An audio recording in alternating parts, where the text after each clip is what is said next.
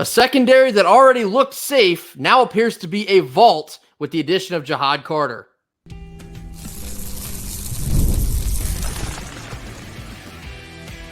You are Locked On Wolfpack, your daily podcast on the NC State Wolfpack, part of the Locked On Podcast Network, your team every day. What's up, Wolfpack Nation? It's time to get locked in with Locked On. Thanks for making Locked On Wolfpack your first listen each and every day. We are free and available wherever you get your podcast and on YouTube, part of the Locked On Podcast Network, your team every day. Happy Tuesday to all. As always, I'm Grayson Boone, joined by former Wolfpack defensive tackle Kenton Gibbs. Football may have heard the conversations we had about Kevin Keats finalizing his roster, and Dave Dorn might have just beat Keats to the punch. The Wolfpack added safety Jahad Carter to their secondary on Monday, and I am led to believe that this may be the final offseason addition as NC State football prepares for the 2024 season. You know, Jahad Carter is a guy who's already made an all-ACC team in his career. Despite some injury things holding him back last year, I think that this is truly a special player that can come here and do good things. And I'll tell you what, our safety room is deep. I mean, just deep. You have guys who are, all conference performers. You have guys, young guys. I'm like, hey, that guy, very seriously a potential future All-American on our hands. You got so many really, really good players, all in this safety room at once. And we talk about, potential best defensive backfield class ever. I believe it was last year. And You combine that with a portal class that has multiple talented safeties here. You're looking at something that could be really, really special here. And these young men, this collection of young men, they have a little bit of everything. They have the guys who are just, they're all-out thumpers. You have the guys who are more coverage guys. You have some guys who switch positions who are, again, going to be relied upon for more coverage snaps than potentially coming downhill. But the beauty of Jahad Carter is he brings you, as Miley Cyrus would say, you get the best of both worlds here, right? Like you get a guy who can come downhill. He can fill in the run game. He's experienced. He knows where he's supposed to be fitting and all that good stuff. But he's also good when he's going backwards as well. He's also good when he is in coverage as well. And so Jahad Carter is a special talent that gives you three-down versatility in the safety. That is, again, something that is very sought after in that position. He's experienced. He's really good in coverage, and he's received honorable mention All-ACC in 2022 with Syracuse. He had 3 picks, 3 PBUs, and a fumble recovery all that year for the Orange. This is a really good pickup, I guess, this late in the cycle, you could say. And last week we talked about when KJ Martin of Akron, also a safety that committed to NC State. You talked about the secondary looking pretty deep then, even more deep now. And I would imagine that adding 2 safeties here as you're starting to get into the summer, you really start to think about the status of Devin Boykin. And perhaps adding 2 safeties would lead you to believe that perhaps his recovery will not be as quick as they possibly would have hoped. It may take him a couple weeks into the season to be back at a full go. Adding at least 1 safety was a necessary move for just that comfortability as you enter the season. But adding 2 safety, you feel really good about what they can do to ensure the back half of your defense is shored up. And like we already mentioned, Jahad Carter brings a ton of experience. He played 3 years of safety at Syracuse, played for Ohio State last year, but only ended up playing in 2 of those games. A little bit of an injury-riddled season during his time with the Buckeyes, but now back at full health, I would imagine he'll probably play a pretty integral part of the secondary once we get going here in this fall. Yeah, I'd be absolutely shocked if he wasn't playing big snaps. Like, you don't add guys this late in the portal, especially a guy this caliber, if you're not expecting him to do something and affect the game in a positive way. You're not really, for the most part, adding specifically special teamers at this juncture, especially – you got to weigh the pros against the cons. If this team felt like, or if I'm in the coaching hat, if I put my coaching hat on and I'm, the roster planner Ken here, I definitely wouldn't be giving away a scholarship to a guy who only has 1 year of eligibility that I'm also expecting, hey, he's going to be playing mostly special teams. I really and truly have to believe that Jahad Carter is, again, going to be one of the more pivotal parts of this defense. And I'm interested to see, because we have 10 safeties on the roster now with this addition. And so I'm interested to see how some of that roster management goals with us already talking about, hey, the linebacker position needs help. The linebacker position needs help. They need more linebackers. And one of the more seamless transitions that happens a lot in football is that safety to linebacker thing. And so, we've got to see if we've got some bigger safeties on the roster who could slide down easily and potentially be that LB1 or that guy that can get it done at the linebacker position. Because again, right now, the linebacker position is extremely young.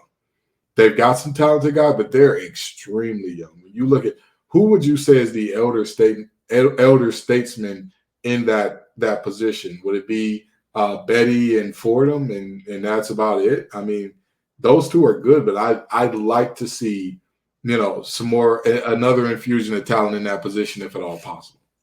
Yeah, and having this amount of depth at a particular position that is so athletic and able to shift around, that's exactly why you saw Sean Brown move down, become an integral part of the linebacking core for this season. And we talked about KJ Martin being committed to the NC State last week, and I was reading down the list of safeties that we have on the roster.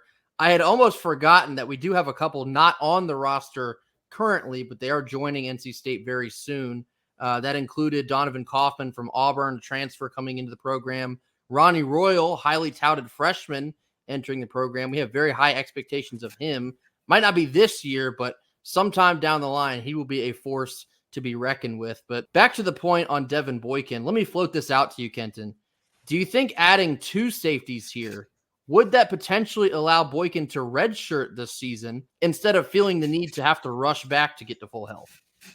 Oh, absolutely. Absolutely. It's a potential opportunity for him to do that.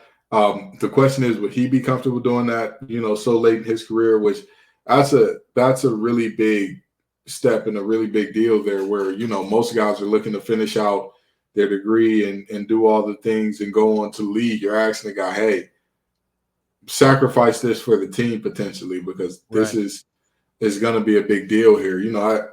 I'd be lying if I said that wasn't an option, but it wasn't an option that, again, that's going – I'm not saying it's impossible. I'm not saying, hey, if I was Boykin, I wouldn't do it, but I'm saying that's a generally a hard sell to older guys, even coming off an injury, if they are predicted to be somewhat healthy by the start of the season. So, we'll see how this thing plays out, but you're absolutely right in that adding this many safeties does put us in a position where he could feasibly redshirt. Yeah. It's a tough spot to be in if you're Boykin, because you almost think about a Jakeem Harris situation, getting hurt in the first game of the season, having to miss the rest of his season, and then he decides, well, sort of already backfilled my position here. I think it's best if I take my talents elsewhere. Now, I'm not saying this because Boykin should be going to the Dirty Foot Club. That's the absolute last thing that we want to be happening here. But this is just how roster reconstruction works. You absolutely have to have this backfilled before the season gets going. And I mean, by all accounts, we certainly hope that Boykin can get back to full health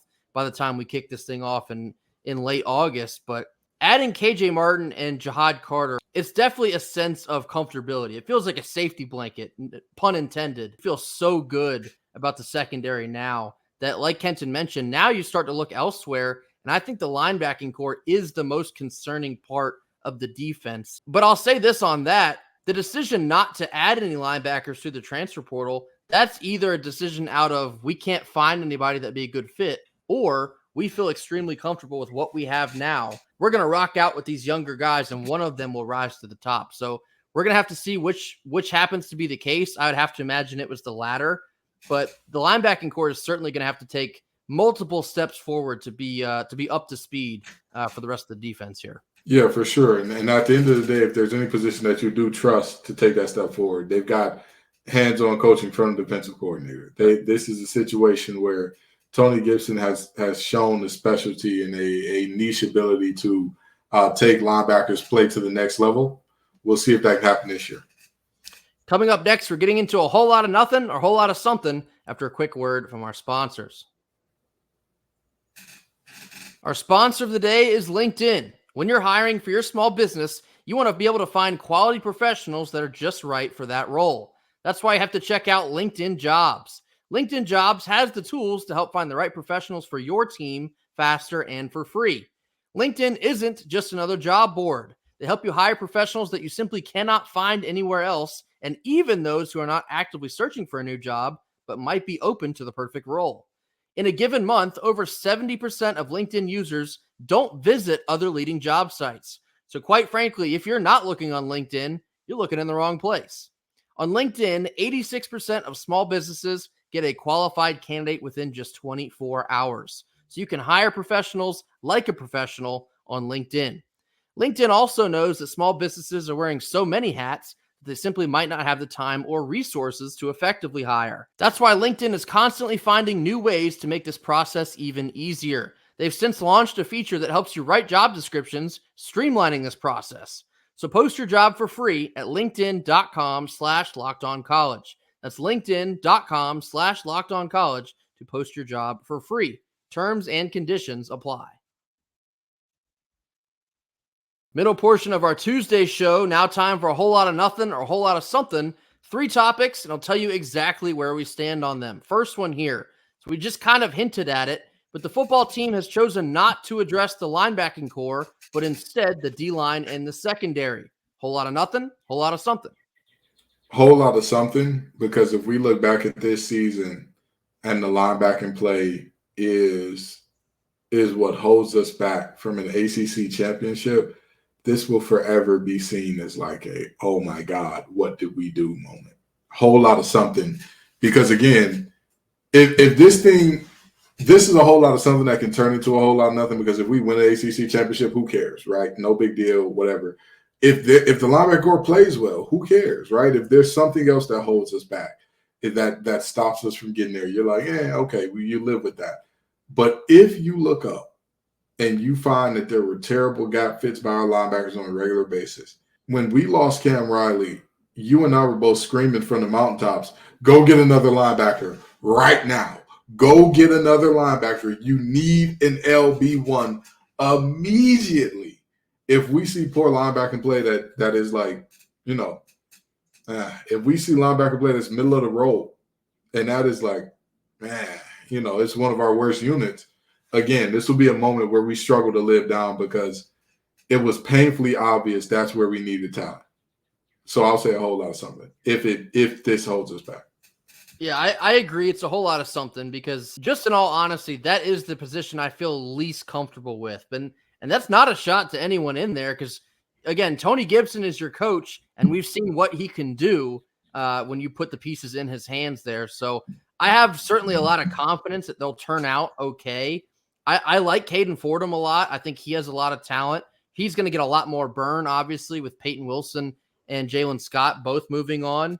Sean Brown is the newest addition to the linebacking core. I can't wait to see what he looks like. And making a positional jump from safety to linebacker, we saw on full display that he has more than enough athletic ability to do that. But does he have the feel? Does he have the instincts to be an effective linebacker? That is what we will have to watch for. And then whether it is Devon Betty or maybe Wyatt Wright, the JUCO addition, or maybe a younger freshman linebacker, someone else is going to have to take a massive leap and bound to ensure that we are playing championship level defense. We'd be a little bit naive to expect a defense to not take at least a slight step back, especially in the linebacking department with Peyton Wilson moving on. Tony Gibson's going to have the boys ready, and them not making an addition tells me that he is confident in what he has. So I do think it's a whole lot of something because that is the number one positional group that I have my eye on, but I have some confidence that Tony Gibson will get the job done.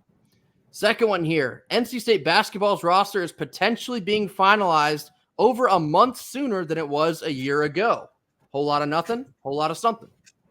Another whole lot of something.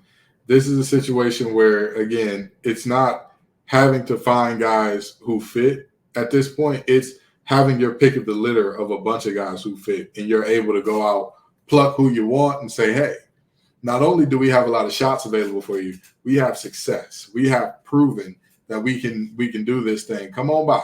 Stop on by. Let's see how this thing gonna roll out. And so, I'd say it's a whole lot of something because it's not just about getting a live body. It's about getting really good guys. And we have a top 10 portal class that's going to be done early. Love to see it. I'm going to say a whole lot of something, but in a positive direction.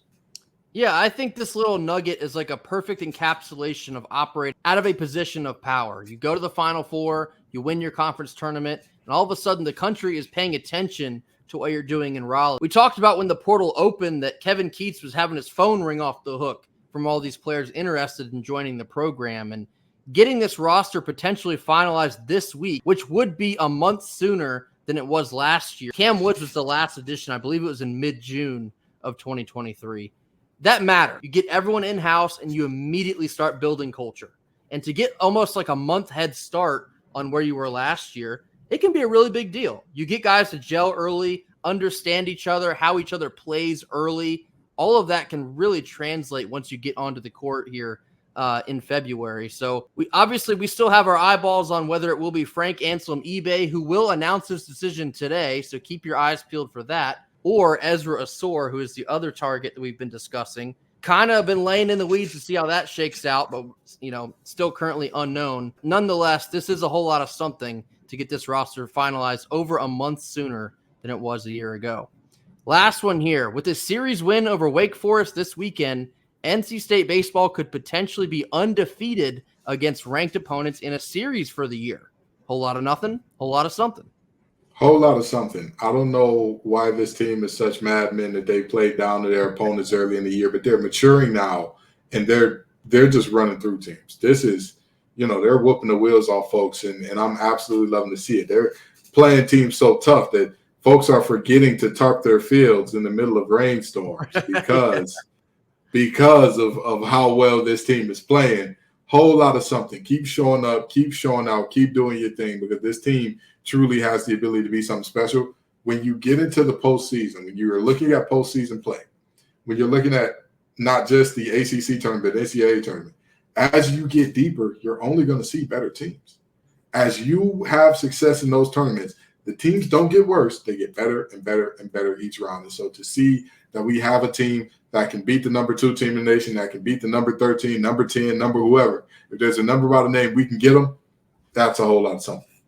Yeah, that last part you just mentioned there, that's why it's a whole lot of something, because the competition has been getting gradually tougher, but NC State's been playing better baseball as well, and they're knocking off ranked opponents seemingly every week. And after having all of this marinate for another day, we talked about this yesterday, today it's almost even more unbelievable how this team just continues to get better despite all the turmoil they've experienced over the course of a season. And I failed to mention Logan Whitaker coming back yesterday. That's another big deal, because you look back at a series against Louisville in which we got swept on the road. How bad would we love to have that series back when you would have had a healthy Sam Highfill or a healthy Logan Whitaker, or basically just a healthy weekend starter? If you take just one game on the road at Louisville, we might be already in the conversation for hosting a regional, or maybe even 2 games at Louisville. And the same can be said for the series that we got swept in down at Georgia Tech. Now, we were fully healthy, just didn't play well at all. You think about if you take one of those games or 2 of those games, we're probably already slotted to host a regional, because the rest of our resume is that good. And so now you have big bad Wake Forest waiting for you at the end of this week. I can't wait to see the way these guys handle that type of adversity against another surging team, and it's in Raleigh. So with all that being said, whatever it is, when NC State baseball is playing against a ranked opponent, they up the ante. They get a little bit tougher defensively. They swing a hotter bat. They pitch a little bit more efficiently. Kenton's been joking about, just having to paint a number next to every single team you play. Well, we've reached the point where the number is already there, and yet we are still winning baseball games. So Wake Forest is just the next challenge. They're coming to Raleigh this weekend. It's a big-time series, and it's a whole lot of something. And speaking of which, we're going to round out our Tuesday show discussing this matchup and its implications after a quick word from our sponsors. Last couple of minutes of our Tuesday show, now diving in a little bit deeper to this humongous matchup between Wake Forest and NC State baseball this weekend at the Doak. It is colossal. I don't know if I can overstate how big of a series this is for both schools. When you're looking in terms of RPI for being a regional seed, Wake Forest, as it stands right now, they are probably a host seed, maybe just barely. Yeah. They sit at 9 in the RPI. Like I just mentioned a couple minutes ago, they've really been surging lately. They're playing their best baseball of the season. A lot of publications kind of have them in the back half of the seed list, maybe anywhere from like a 12 to a 15 seed in the NCAA tournament. That would be good enough for hosting. NC State is probably on the verge, one of the higher 2 seeds. What does that mean for this weekend? Well, may or may not be the difference between hosting. If NC State is to take 2 out of 3 from Wake, maybe you would see both schools host. I think it would be good enough for NC State to move up, and then perhaps Wake Forest could hold on to one of the last seeds. If NC State sweeps Wake, I think Wake would be out and State's in. And if Wake beats State in any capacity, Wake will host and NC State will be a 2 seed. So that's the stakes, and the team knows it. I saw they posted the cinematic recap of Game 3 up at Virginia, and before they broke the huddle and went out on the field, they said host on 3.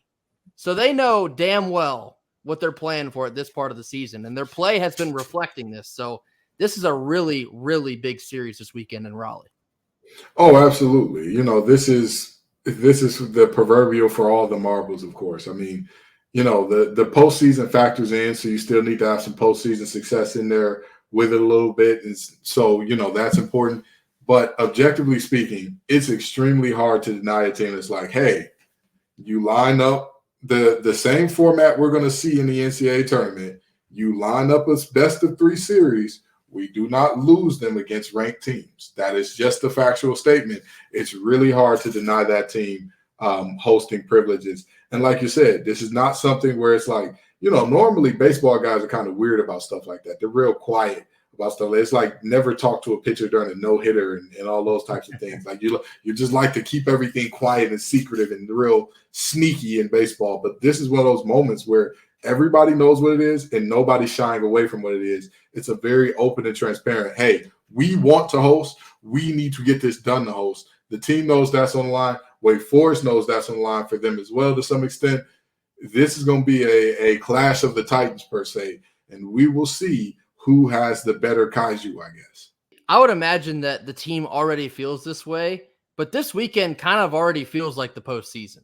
In my mind, if I'm Coach Avent, your postseason starts this weekend with Wake Forest because it's essentially like a play-in series to get a regional host. At least you hope. I mean, obviously it would still have to come down to the discretion of the committee, so don't exactly count your chickens quite yet. But if NC State also picks up a ranked series win over Wake Forest, that has to be good enough to be a top 16 seed.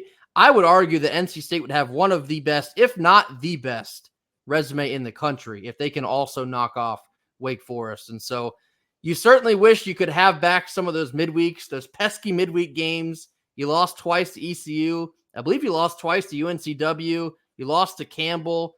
Just too much fooling around and finding out, unfortunately, during the midweek. And then I keep going back to those 2 road series against Georgia Tech and Louisville. We got swept. Just think where we might be if you take maybe one or win the series on the road in both of those instances. We're probably already a host seed. I saw Baseball America has NC State at 9 in the country. That feels a tad high at this point in time. But, hey, if you beat Wake Forest, you could be that high in the polls. Yeah, the bats are hot. The pitching's hot. Our defense is not committing a ton of errors like we've seen at times in the past. Let the good times roll. Let's let this, hey, host on 3. Come on now. Let's make it happen. And as far as getting the job done for NC State, it's a very simple formula. Your stars, your best players, they have to be exactly that.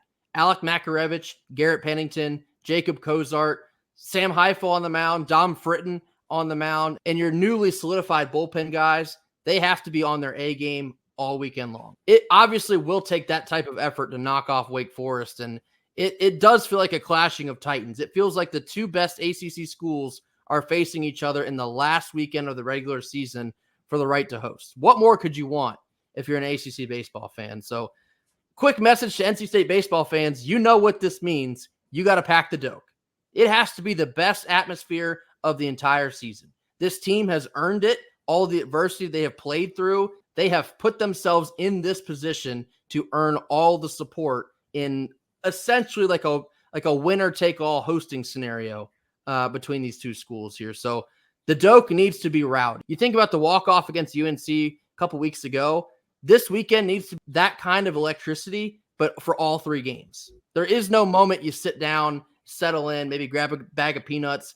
We need everyone on the edge of their seat all weekend long. And Wake's going to bring the electricity as well. We talked about Chase Burns the monster that he is on the mound. He just struck out 16 Clemson Tigers this past weekend. He is a freak of nature, a little bit of a psychopath, and he's bringing that show on the road with him to Raleigh. So buckle up and enjoy one heck of a series between Wake Forest and NC State this weekend. To me, this is what college baseball is all about. A lot of people talk about college baseball doesn't get excitement and all that till the postseason. Well, like Grayson already said, this feels like the postseason. This feels like that type of atmosphere, that type of intensity. So let's bring them some postseason energy into the dough. That'll do it for us here on Tuesday. As always, thank you all so much for joining us. Be sure to hit that like button. Drop your comments down in the comment box. Tell us what you think about NC State adding safety Jahad Carter to the secondary mix. And maybe if you still feel uncertain about any other positional groups, maybe linebacker like the two of us, any other concerns, drop them down in the comments and let us know. We are now 18 subscribers away from hitting 2K on YouTube. Thank you all so much for the support. Get us across this finish line because then we got more finish lines to cross in the near future. 18 away from 2K. Can't be more thankful for all the support. We will see you all tomorrow. And until then, go Pack. Go Pack.